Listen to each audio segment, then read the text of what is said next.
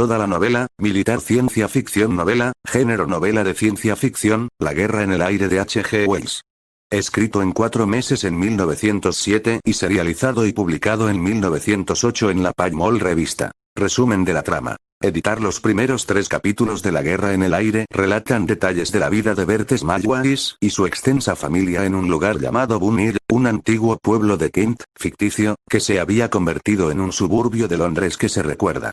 La historia comienza con el hermano de Bert, Tom, un verdulero impasible que observa el progreso tecnológico con aprensión, y su anciano padre, que recuerda con añoranza el momento en que Bunhill era un pueblo tranquilo y él había conducido el carruaje del escudero local.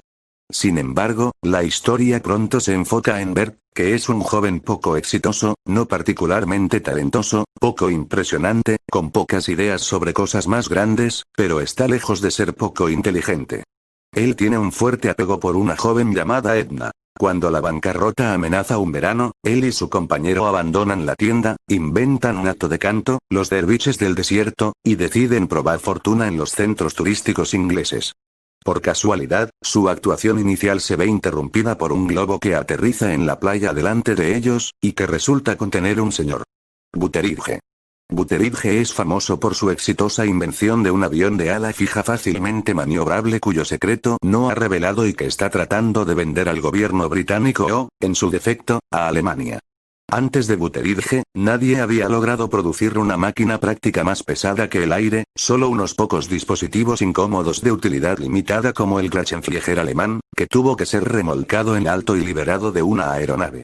El invento de Butteridge es un gran avance, ya que es altamente maniobrable, capaz de volar muy rápido y muy lento, y requiere solo un área pequeña para despegar y aterrizar, que recuerda del autogiro posterior. Por accidente, Bert se lleva en el globo de Butteridge, y descubre los planes secretos de Butteridge a bordo. Bert es lo suficientemente inteligente como para evaluar su situación, y cuando el globo es derribado en un secreto parque aeronáutico alemán al este de Hamburgo, Bert intenta vender la invención del señor Butteridge. Sin embargo, se topó con la flota aérea alemana justo cuando está a punto de lanzar un ataque sorpresa contra los Estados Unidos, y el príncipe Karl Albert, autor y líder de este plan, decide llevarlo a la campaña. El príncipe, mundialmente famoso como el alemán Alexander o Napoleón, es una manifestación viva del nacionalismo alemán y ambiciones imperiales ilimitadas. Su personalidad representada por Wells en cierto modo se asemeja a la del Kaiser Wilhelm II. El disfraz de Bert pronto es visto por los alemanes y, evitando por poco ser arrojado sumariamente por la borda por el príncipe furioso, es relegado al papel de testigo del verdadero horror de la guerra. Las fuerzas aéreas alemanas, que comprenden aeronaves y Drachenfliegers, están montando su ataque sorpresa en los Estados Unidos antes de que los estadounidenses puedan construir una gran armada aérea. El pretexto para el ataque es una demanda alemana de que Estados Unidos abandone la doctrina Monroe para facilitar las ambiciones imperiales alemanas en América del Sur. Sin embargo, los alemanes desconocen que la Confederación de Asia Oriental, China y Japón, ha estado construyendo secretamente una fuerza aérea masiva. Tensiones entre Japón y Estados Unidos, exacerbado por la cuestión de la negación de la ciudadanía estadounidense a los inmigrantes japoneses, lleva a la guerra entre la Confederación de Asia Oriental y los Estados Unidos, con lo cual la Confederación resulta poseer fuerzas aéreas abrumadoramente fuertes, y los Estados Unidos se encuentran librando una guerra en 2 frentes, oriental y occidental, tanto en el aire como en el mar. Bert Smallways está presente cuando los alemanes atacan por primera vez una flota naval estadounidense en el Atlántico, destruyéndola por completo y demostrando que Dreadnoughts es obsoleta e indefensa ante los bombardeos aéreos.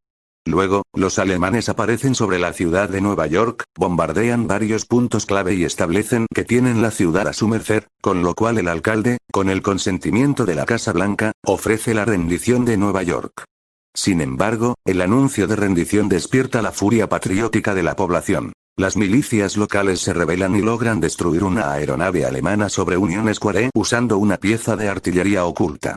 Después de esto, el vengativo príncipe ordena una destrucción total, las aeronaves se mueven a lo largo de Broadway y lloviendo sistemáticamente la muerte y la destrucción en la población de abajo. Después de la destrucción de Nueva York, las máquinas voladoras estadounidenses muy inferiores lanzan un ataque suicida contra la abrumadora fuerza alemana.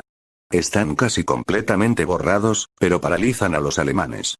El buque insignia del príncipe está deshabilitado y no puede evitar ser conducido hacia el norte por los vientos huracanados, y finalmente se estrella en Labrador.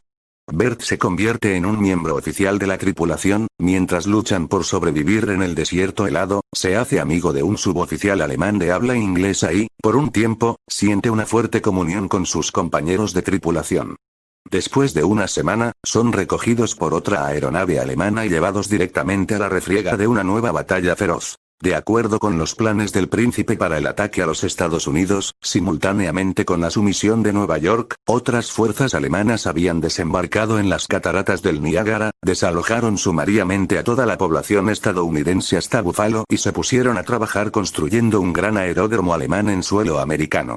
Sin embargo, los asiáticos, que tienen sus propios planes de conquista en Estados Unidos y ya han destruido San Francisco, envían sus fuerzas aéreas sobre las montañas rocosas y se enfrentan a los alemanes en la batalla, buscando conquistar o destruir la base del Niágara. Vista desde la isla Goat del cielo en el que Bert Smallways vio la batalla entre aeronaves alemanas y asiáticas. La flota aérea asiática está equipada con un gran número de máquinas voladoras livianas de un solo hombre llamadas Niais, que parecen ser ornitópteros, armados con un arma que lleva el piloto disparando balas explosivas cargadas de oxígeno, es decir, balas incendiarias, para usar contra el dirigibles llenos de hidrógeno.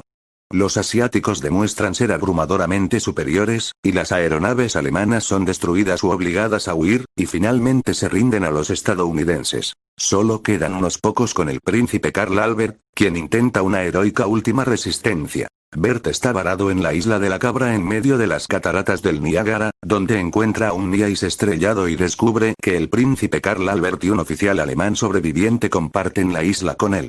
Su choque de personalidades finalmente culmina en una confrontación de vida o muerte, y Bert, originalmente gentil y asqueado por el derramamiento de sangre, supera sus escrúpulos civilizados y mata al príncipe.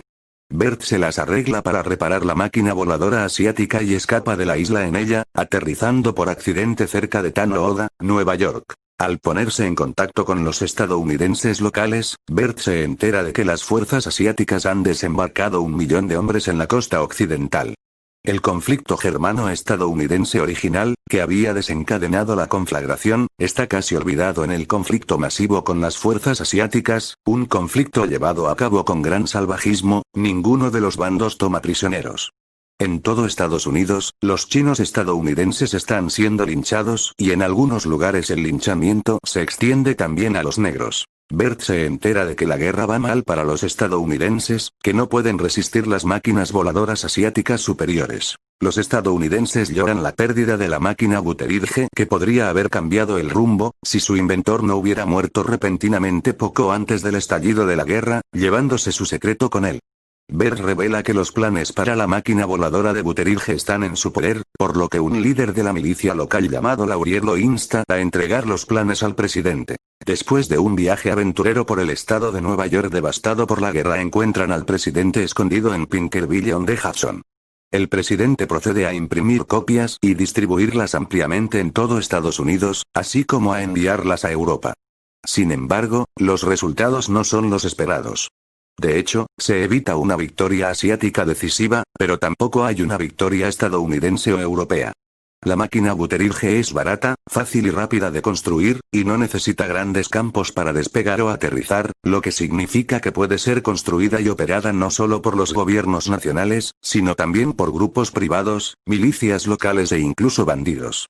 Un desarrollo que tiende a dividir la guerra en una vasta e incoherente multitud de luchas localizadas y que acelera el proceso ya iniciado de ruptura y desintegración de las naciones del mundo. Si bien Bert experimenta directamente los eventos en Estados Unidos, las noticias sobre lo que sucedió en el resto del mundo, específicamente, en su Inglaterra natal, son pocas y dispersas, y los periódicos se reducen a una sola página antes de finalmente dejar de publicarse. Aún así, oye con gran alarma que Londres había compartido el destino de Nueva York. El autor omnisciente, cuyo punto de vista es el de un futuro historiador que documenta la guerra y sus consecuencias, revela información no disponible para Bert.